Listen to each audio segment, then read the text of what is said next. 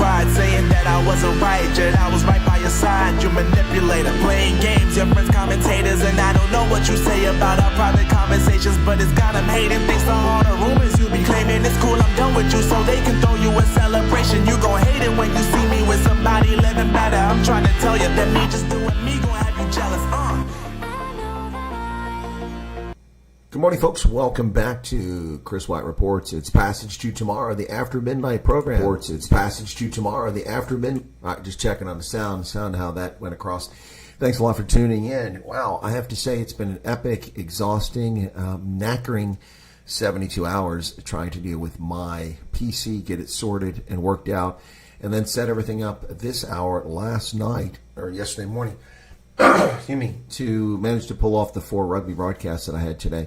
I did that, but I have to admit that I was pretty knackered at the Lions game and pretty bored by the Bulls game, and then exhausted by the time I got to the Stormers game. But the highlight of the day, of course, was the Springboks match in Nelspruit at Mbombela Stadium versus the Argentinian Los Pumas, a game which they won decisively by 41 points, 48-7. And a game which secured for them uncontested Rugby Championship title, first since 2019 and the first not shortened one since 2009. Congratulations to the Springboks and to Rugby Ascendant, where we had 126,000 views on that live stream at my last check. That's insane. Gained several hundred new subscribers, at least 600 last count, probably more than that. Thanks to everybody who tuned in for that. I realize a lot of people are just looking for free broadcasts, but nonetheless, it was still epic. Thank you for that. And welcome to everyone here. How you all doing this morning? It is after midnight here on the East Coast, and my sleep cycle is a little bit disrupted for the moment because when I finished the Stormers game, I went and laid down on the couch, put on Hogan's Heroes, fell asleep. It ran through 6 episodes before the music was playing, and it woke me up, the drums, and I turned off the DVD player, Blu-ray player, and I went back to rest and got up at 9 p.m. So, yeah, pretty much from 4 to 9 p.m. I was out of it. My goodness. So, wow, that was pretty incredible. But it really caught up with me. I mean, the stress, the effort to tear apart my computer case, to put it back together, all the other stuff going on, the 120-some kilometers driving back and forth in the dead of night, pitch dark, all of that stuff together. Meanwhile, it's end of month and bill paying time, so I started paying my bills again. Yeah, I had to pay bills last night. Now that I've got my computer up and running again, it's a much simpler process how I keep track of all that. But yeah, also logging into different accounts to pay these bills online. But that's a very frustrating thing. When Ernst Ritz and Ernst von Sale were here, the Conscious Caracal, in August, so a couple months ago now, well, no, July. It was in July, when they were here in July, took them down to the Eastern Shore, went across the bridge. There's a toll for the bridge. If you don't have a toll reader, you pay an exorbitant fee. It was $6. It used to be $1.50 to cross, $6 to cross the damn bridge. Anyway, that bill just came in the mail today from Maryland. So I went to pay that bill because you used to pay a toll collector, but COVID got rid of all the people who were working there. So I went online to pay that bill, and it's a ridiculous website with an idiotic name. It wouldn't take my credit card, and on trying. Finally, I had to switch to a different browser. I got to work. Anyway, so I just did a video on Helenzilla and Schwane, as well as Panyazi Lusufa and others. Hello, Shawnee. How's it going? Shawnee, where are you at? For some reason, I think you're here in the States, Shawnee. All right, let's say hello to everybody in the chat. We've got Monray Sieberts is here. Arbot's back once again. Smee again. Hello again. Sedgefield is in from the garden route. Arbot is here. And Jonathan DT, welcome to you. Minnesota. Okay, Shawnee. All right. Cool beans. Minnesota. You know, I love Minnesota. Yeah, I've been to the Mall of America. Didn't have any of that lutefisk, you know. We were talking to that girl from Brennard. You know, she was sleeping with the short fella for sure. Yeah, I'm telling you, it was really amazing stuff. No, they went to church and was telling you, no, they had some lutefisk, you know. Those people, sure enough, you got to know those people from Minnesota, yeah. Went to the Science Museum. Well, that sounds cool. Wow, all right. Yeah, Minnesota, been there. Like it. Don't like the politics. Yeah, you betcha. Yeah, for sure. I love that movie Fargo. It's so great. William Macy did a great job with that accent in there, I thought. You know, he was pretty good. Yeah, Fargo. Funny stuff. My neighbors, when I lived in Iowa, were from Minnesota, but they lived in Iowa for so long you could almost not pick it up. Yeah, the politics suck up there, but it's a beautiful place, the land of 1,000 lakes or whatever, 1,000,000 lakes, whatever, 1,000 lakes. But yeah, beautiful place, Minnesota. And so when I was, Shawnee, I don't think you heard this story before. When I taught at Iowa State University, my students, a lot of engineering students come from Minnesota, come down to Iowa to go to school there because it's a really good program in Iowa, for sure. Lots of mechanical engineering and civil engineering and things like that. And so one day my students told me from Minnesota, they said, yeah, so Captain Wyatt, you know what Iowa stands for, don't you? I said, it's a Native American word. I don't know the origin. Is it Sioux? I said, no, it's not Sioux. It's an acronym. I said, an acronym. And the Iowa students just started doing this. No, for sure, it's an acronym. You betcha. No, it stands for idiots out walking around. Some things you just never forget. That's one of the things I will never forget. Idiots out walking around. Now, the most idiots out walking around, exactly. The most glaring thing for me that I remember about Iowa is that I could have purchased a car there for about $500 less. They need to make every automobile they sell in Iowa. There's one thing they need to exclude from the car, which will save on the cost of the car, and that is a turn indicator, a turn signal. You don't need turn signals in Iowa because I'm the only freaking person in Iowa that ever used a turn signal, ever. They just turn all the time. They never use turn signals. My goodness. Anyway, idiots out walking around. All right, so there you have it, folks. Good morning to everybody. So Minnesota, that's going to make it about 2 hours behind here. No, Central Time, no. It's not Mountain Time, Minnesota. It's Central Time, so 1 hour. So it's after midnight for you. Yeah, no turn signals. Exactly. I mean, it's like this pity. People in Iowa have no need for turn signals. 12:42, 1 hour behind. You guys are Central Time. Yeah, no, it's... and I mean, if you ever driven in Iowa, you see why they don't need turn signals. The roads are like this. It's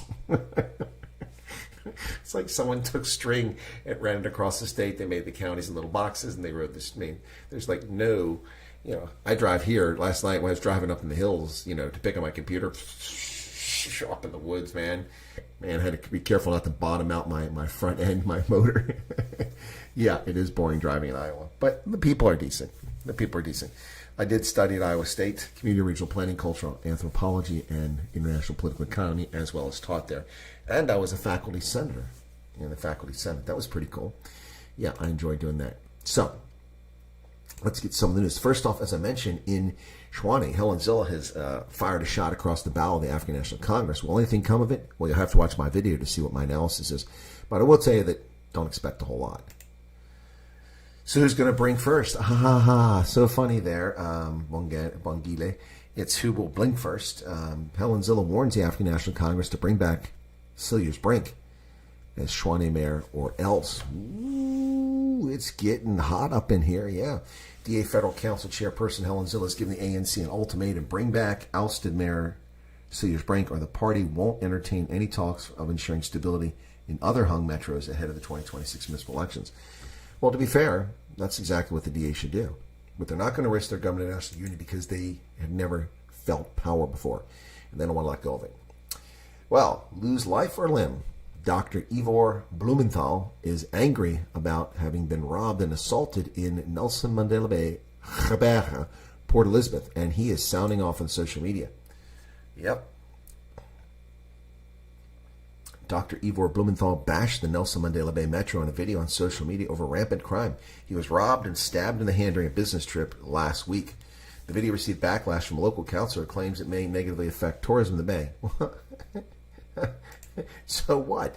So if you weren't a crime-ridden cesspool, then you wouldn't have to worry about negative publicity from social media, would you now? Yeah, you can lose your valuables, your limbs, or even your life in Hezbollah. These are the words of Dr. Ivor Blumenthal, a well-known author and CEO of consulting practice Arc Consult, in a video that made the rounds of social media following a harrowing ordeal during which a recent visit to Nelson Mandela Bay. In the video that he uploaded to TikTok, but which has since been removed, he criticizes the metro for its criminal elements and lack of safety and tells tourists to stay away from it at all cost. Well, I've been to Nelson Mandela Bay, and I'm not trying to bash the city, but I don't see what the tourism appeal is. I don't see what the tourism appeal is at all.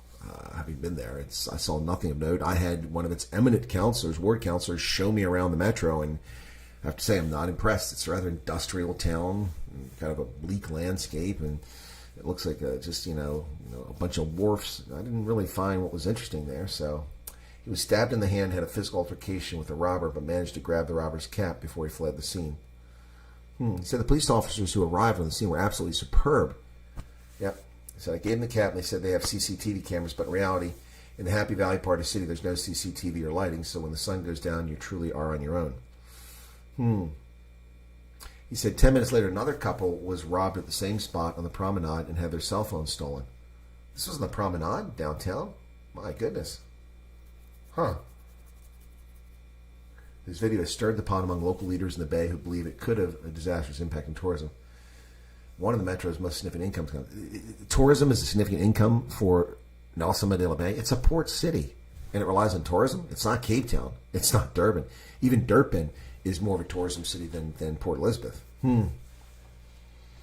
Idaho is just plain amazing. The Panhandle is beautiful, really lovely. Well, the Springboks claimed the Rugby Championship in dramatic fashion with a 48-7 victory over the Pumas in a game that had its boring moments, but certainly was painful with a 13-man side. Pumas getting plastered in a short stretch in the late second half. Springboks hosted Argentina at Ombela Stadium in the final round of the Rugby Championship. Wow. With every consecutive buck try, the crowd roared, reaching a fever pitch towards the end of the match. Argentina defeated South Africa a week ago, albeit by 1 point, but the Springboks were out for revenge, and the Pumas were the ones whose scalp they claimed. On a day that Ebenezer celebrated the most capped Springbok of all time, the victory was nary in doubt within the first minutes of the game. And it was absolutely amazing. First off, thank you, Paulie, for sending me the link to the video that was on Facebook for the little girl, a 10-year-old girl who's a cancer patient whose dream was to meet the Springboks, and Sia sent her a video. It's really heartwarming, really wonderful. It was amazing. I saw the video. I saw her opening the box with a letter saying that she would get to go to the game, and then Sia said that she would come out from the game. She was nervous, and he said, don't worry, I'm nervous before every performance. Perhaps me holding your hand will make us both less nervous. They went out. She went out with him. I missed that, unfortunately, because my provider screwed up the broadcast. Super Sports screwed up the international broadcast, and it was not available. I had no video when that happened, so I missed the anthems. I missed the little girl coming out with Sia. I hope that was heartwarming. I imagine it was. And then they held hands. They sang the anthem together. I did see her at the end of the game because they gave her the trophy to hand to Sia. It was incredible. Beautiful stuff. 10-year-old cancer patient. Really heartwarming. So the words that Sia Khaleesi had to say, first off, Evan Etzebeth, a true consummate professional. Peter Steph Dutoy, a very very humble man. Peter Steph Dutoy, who was man of the match, very humble. And then it was followed by Sia Khaleesi's incredible words. Wow, nothing but love for his teammate, Evan Etzebeth, who's made the journey with him, is really something else. Just wonderful all around. So the Springboks now have the World Cup. They have the Mandela Trophy. They have the Freedom Trophy. They have the Rugby Championship, every piece of hardware they could possibly get. And they haven't even reached their peak yet, and they have so much talent coming. A lot of praise from Monty Lubbock, but he didn't have to do any kicking, so, he got to do what he does well, which is include kicking. So they gave that to Hendricks, and Hendricks had an off day there, missed a few easy ones. So Pollard came in the game and just slotted everything late. He came in very late. I don't know why he came in so late, but that was disappointing. But the Springboks in front of it looked like a sold-out house. Gabe McKenzie had to get himself into the picture. He photobombed here when they did their celebration. And there's a little girl there. You can see her in the front on the left-hand side with the Castle Lager sign there, just in front of Kurtley Arnsay. She's got a little scarf on her head, and she's wearing white shorts. It was amazing. Lucky her. It was beautiful. Lucky her. How the Springboks welcomed her. Not that she has cancer. That's horrible. They won their first championships 2019, but the 2019 version was shortened with only one game against each team, and the Springboks won that en route to a 2019 World Cup victory in Japan. Yeah, so, Wow. 4 first-half tries. Afide Fase played very well, too. I have to give him a lot of credit. Played better than expected. A relentless South Africa is how The Guardian described it. Will not let up after claiming Rugby Championship. Daniel Gallen says 2 World Cups, a British and Irish Lions series, and now the Rugby Championship. South African possession of every major trophy available to a Southern Hemisphere team. Does this put them on par with the all-conquering All Blacks of Richard McCaw and Dan Carter? I don't think so. I don't think they're there yet. That team was just unbelievable. Lights out. We dominate teams. The Springboks beat people, but they don't dominate most games. So I think we still got a ways to go there. We wanted this. We wanted this. This is what the Bucs had to say. We wanted to win this for a long time. See Khaleesi on missing the trophy in his cabinet. Well, not anymore. It's there now. Finally got it. Springbok captain C. Khaleesi says winning the Rugby Championship was something they talked about and worked towards this year. Now that they won it, the Buck captain has demanded that they not be satisfied and keep winning. Good. I hope so. I want this team undefeated. 42,000 fans. Wow. 48-7. While the records will show that the Bucs have won 3 Tri-Nations titles when the competition was a 3-horse race, they've actually won the Rugby Championship. The catch was that it was single round because it happened in World Cup here. So there you go. This is the first full-on Rugby Championship title. Having lost last week 29-28 to Argentina, they didn't want to lose it. It ruined their perfect record in the Rugby Championship. But hey, Fiona, welcome to you. Allison Johnson, CB. Good morning, Chris Marie. How's it going there? Hey, Chris Marie, what do you say? 126,000 views on my channel. Wow, that's incredible. In fact, let me take a look here and see the total now. I do it on my phone because I can't do it in my PC because it'll change the broadcast. So let me go here to my app and switch over to the Rugby Ascend account. But my hair's itching for some reason. Somebody talking about me. That's a wives' tale. So let me switch over to that account. Switch accounts to Rugby Ascendant. Come on, come on. Rugby Ascendant. Yeah, Rugby Ascendant at 7,100 subscribers, by the way. Oof. Wow. And 124,000 views on that Springboks test match. What do you think of that, Chris Murray? That's incredible. Finally getting some. Also got some comments from some of the Argentinian viewers who I picked up. Yeah, it is. It's still climbing. Yeah, 124,000 people, 7,100 subscribers. It's just incredible. That's more like it. So let me just look at audience subscribers. Let me see. Yeah, today I had 48,842 new viewers. Oh, that's last week. Excuse me. That's not today. That's last week. That doesn't even get today. We have to wait to see what today was. That was last week. Wow. Yeah. Wow. That's just 79% of the viewers though in Rugby Center are in South Africa. So it's pretty clear who my audience is there. Yeah. Total subscribers. I'm trying to see total subscribers. If there's a chart here, yeah. So it doesn't have the last 24 hours, but yeah, it's wow. Wow, that's pretty darn cool. So anyway, yeah, exciting stuff there. PA seems to be right-wing party. Yeah, the PA is right of center. That is correct, Jonathan. I wouldn't say the right wing, but the right of center. Hezbollah confirms the death of its leader, Hassan Nasrallah, who was killed in an Israeli airstrike. This is a major coup for the Israeli forces. It took him a year to get him. Lebanon's Hezbollah group confirmed on Saturday that its leader and one of its founding members, Hassan Nasrallah, was killed in an airstrike in southern suburb of Beirut. The killing of the most powerful militant group's longtime leader sent shockwaves throughout Lebanon and the Middle East, where he's been a dominant political figure and military figure for more than 3 decades. He's linked by Israel to numerous deadly attacks on Israel and Jewish targets. And he's been on the kill list for decades. And they finally got him. Wow. We don't believe he's killed, a woman draped in black tearfully told TV. We don't. We left our homes and came here for him and the resistance. Yeah, well, these people love murders. Anyway, senior Israeli Air Force officials say the strike that killed Nasrallah was pulled off flawlessly. Senior Israeli Air Force officials said the strike in Beirut yesterday, killing Hezbollah chief Hassan Nasrallah, went smoothly with no errors or enemy fire on the planes. Everything we planned was executed precisely with no errors, both in intelligence, the planning, and with the planes and the operation itself. Everything went smooth, said Lieutenant Colonel Mem, the commander of the IF's 69 Squadron. He can only be identified by his first initial in Hebrew, he told reporters. Arctic says, 200 Rand. Thank you for that, Arctic. That's kind of you. I won't ring the bell. I started to reach for it. Here, I'll do this instead, Arctic. How's this? That was easy. Yeah, thank you for the super chat. 199 Rand. Appreciate that. Just before the month ends, yeah, get us up there a little bit. No, Rugby Channel is doing very well. It went from 50,000 views a few weeks back in Perthfontein to 86,000 while live, and then over 94,000 total for last week in Argentina, and then this week 113,000 while it was live. Now it's at 124, so 11,000 people have tuned in after the broadcast. Unfortunately, hopefully they didn't just see the first 15 or 20 minutes when I had no video feed. That was very annoying. But yeah, so that's pretty cool stuff. The results of Hurricane Helene, which is a tropical storm by the time it hit us, 64 dead and millions still without power after its deadly march across the southeastern United States. This is crazy, folks. Americans in the Southeast have felt the impact of Hurricane Helene's devastation across multiple states. Of course, this is misleading from the Associated Press. It's not Hurricane Helene. When it hit the U.S., it was a tropical storm. Stop lying. It's Tropical Storm Helene. Yep. Massive rains from powerful Hurricane Helene, Tropical Storm Helene, left people stranded without shelter and awaiting rescue on Saturday as the cleanup began from a tempest that killed 64 people, causing widespread destruction across the U.S.'s southeast, leaving millions without power.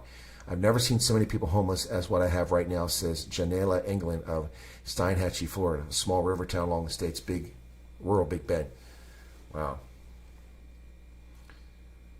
As the storm blew ashore in Florida's Big Bend region, a Category 4 hurricane, tropical storm. From there, it quickly moved through Georgia, where Brian Kemp said Saturday looks like a bomb went off. Wreaked havoc. Western North Carolina was isolated because of landslides and flooding that forced the closure of Interstate 40 and other roads. All these closures delayed the start of East Tennessee State University's football game against the Citadel because the Buccaneers drive to Charleston. It took 16 hours because of the roads. It's crazy. Catastrophic flooding is taking place in Atlanta. 11.12 inches, 28 centimeters of rain fell in 48 hours, the most the city has seen in 2 days since record-keeping began in 1878. Moody's Analytics said it expects $15 to $26 billion in property damages. Wow. AccuWeather's preliminary estimate of the total damage of economic loss from Helene in the U.S. is between $95 and $110 billion. Ladies and gentlemen, that is a quarter of South Africa's entire gross domestic product for this year. 1/4 in this one storm.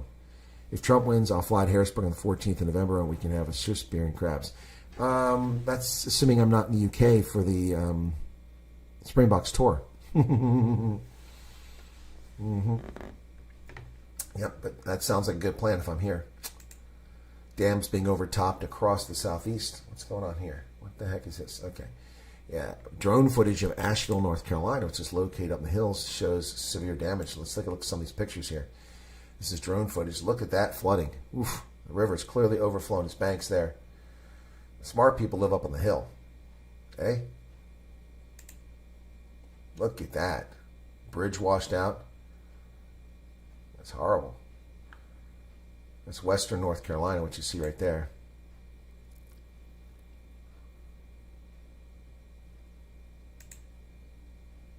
My goodness.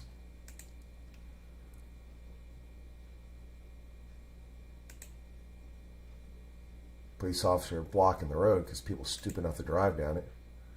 We got a dumpster floating around down there. Dumpsters weigh a lot. Oof. You can see the water had bent all the trees down there as it surged through there. Good Lord.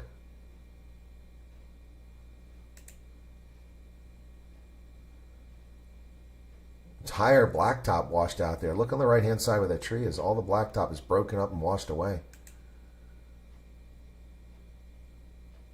U-Haul destroyed. Look at this. This is Bernardsville in Buncombe County, North Carolina. My goodness. Wow. That's brutal, folks. Brutal. Helene did some serious damage. Ladies and gentlemen, I don't know if you're paying attention to what's going on in the United States, but it's been reported after the Immigration Customs Enforcement officials sent a report to a member of Congress who requested it. There are over 13,000 convicted murderers that the Biden-Harris regime has unleashed on our communities, dumping these people in our neighborhoods.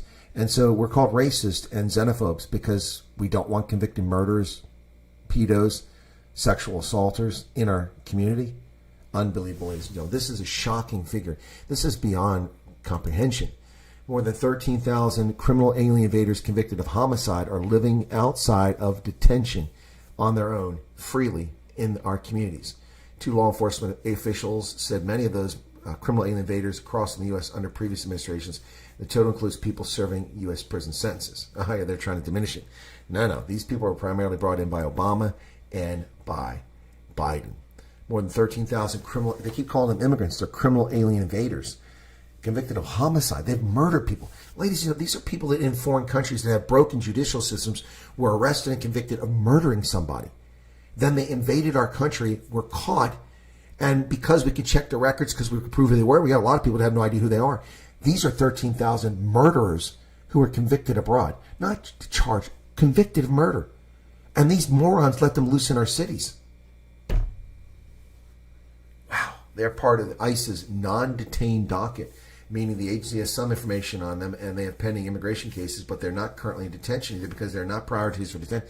How are convicted murderers not prioritized for detention? What the hell are they doing in our country, man? Wow. Unbelievable. Or because ICE can't find them. 13,000. This is insane. Absolutely insane. Crickets. Shocking data reveals that 15,000 criminal alien invaders accused of murder or convicted when you add the accused in there. As of July 21st, 2024, there are 662,566 criminal alien invaders with criminal histories on ICE's national docket. 13,099 of them are convicted murderers. Americans deserve to be safe in our own communities, but not according to Kamala Communist Harris. The Immigration and Customs Enforcement Agency provided the data to Representative Gonzalez and did not indicate how many of the criminals entered during the Harris tenure, the so-called border czar. Yeah, well, this is insane. And this is Representative Gonzalez. Tony Gonzalez, not the National Football League player, but the representative in Congress. So, let's go to the first page here. So this is the national docket for non-citizens by criminality and most serious charges as of July. So, for assault, they have not detained 62,231 of these alien criminal invaders who have been convicted of assault. 14,300 of them convicted of burglary. 2,200 are prostitutes, commercialized sex offenses. 56,533 have been convicted of drug offenses. Even 233 for embezzlement. 6,477 for domestic violence. Wow. The third column is the one that matters here. For fraud, 15,979,000. Homicide, 13,099 convicted murderers. Larceny, it's theft, 18,200. Obstructing justice, 7,400. Robbery, 10,031. Sexual assault, 15,811 sexual assault convicted. 15,811 people convicted of sexual assault have been released onto our streets without our consent, without our approval. This is a government that is not protecting Americans. This is a government that is preying on Americans and undermining our safety. Unbelievable. It is a sick, sick world. All right, CB, thanks for being here. Take care. It's insane. So, Spanish language social media is calling Kamala Harris a communist, and the BBC feels it's necessary to pretend she's not a communist, basically calling it fake news. Why Comrade Kamala memes are spreading amongst Latino exiles. In Latino exile communities across the U.S., a question is being asked, is she really a communist? Experts say these claims capitalize on genuine fears held by some voters who fled repression in countries like Cuba and Venezuela. In one viral video, Kamala Harris and her running mate, Tim Walz, appear to pose for a selfie in front of a sign of a Revolutionary Communists of America far-left group. Of course, the video is fake. The background was doctored by a group that supports Donald Trump. Yeah. But these are legitimate fears, ladies and gentlemen. This woman is a communist. She is a socialist. She is a Marxist. Look at her policies. Well, she doesn't have policies, but look at her opinions. They're clearly that.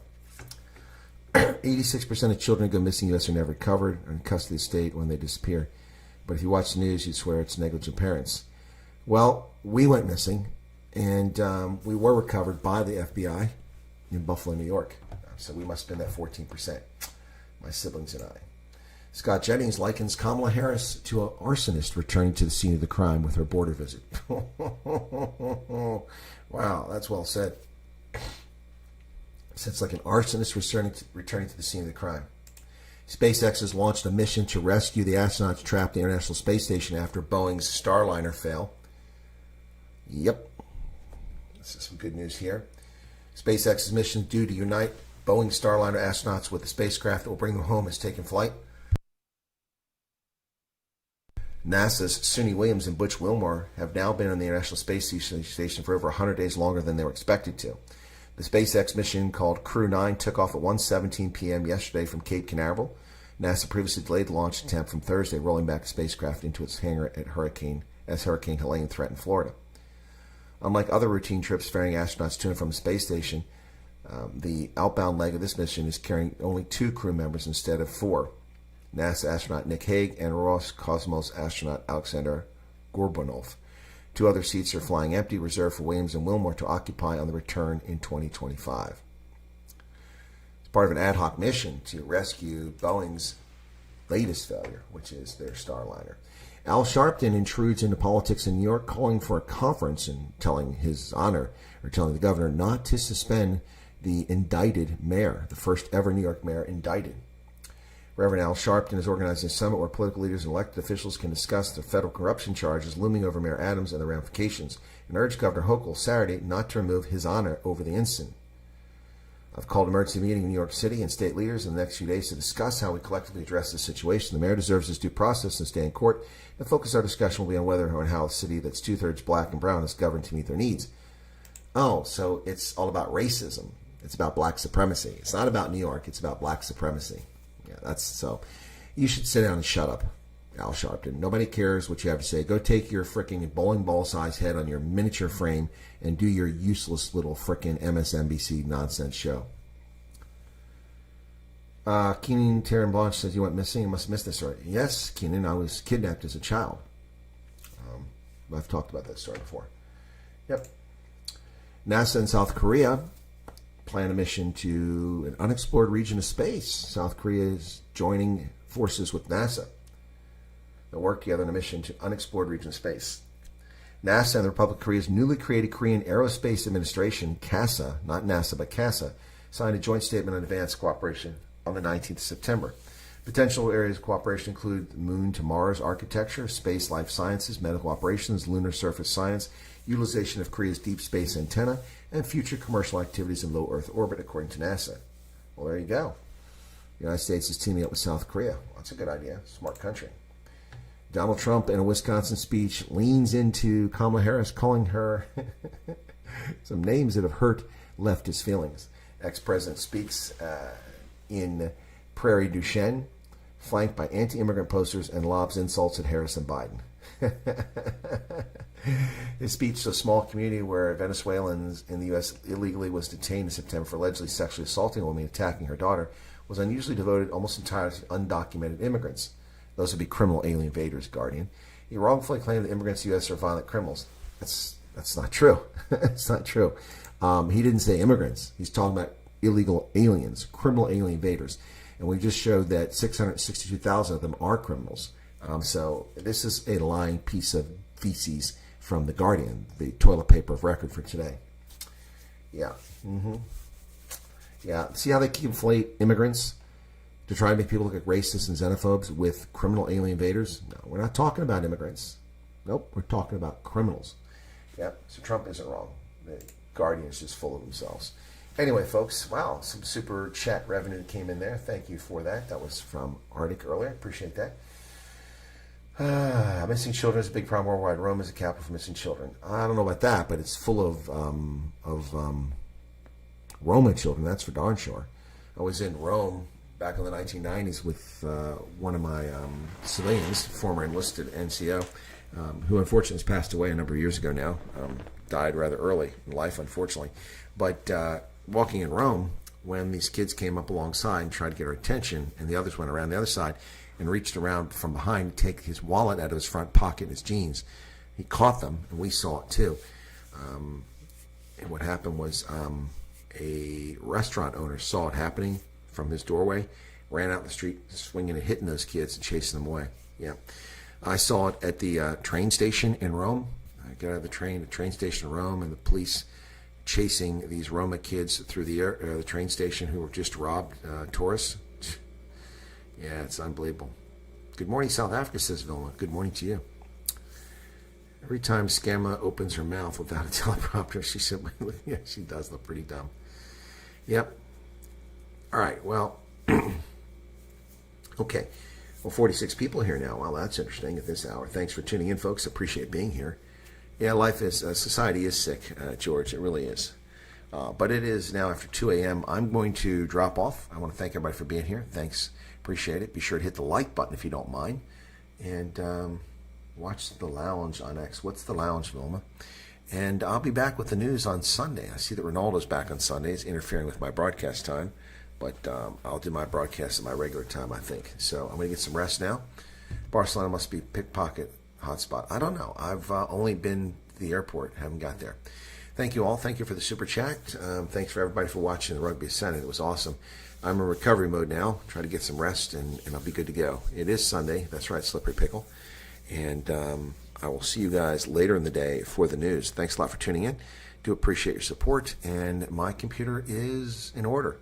It's working. Whew, man, cost me some cash, about 6,500, 7,000 rand. Yeah. All right. Thanks, everybody. You guys take care. God bless, and we'll catch you next time. Hey, Chris, thanks for coming in from Australia. Land down under, women go and men sunder. What's the word? Can't you hear the thunder? You better run, you better take cover. Cheers.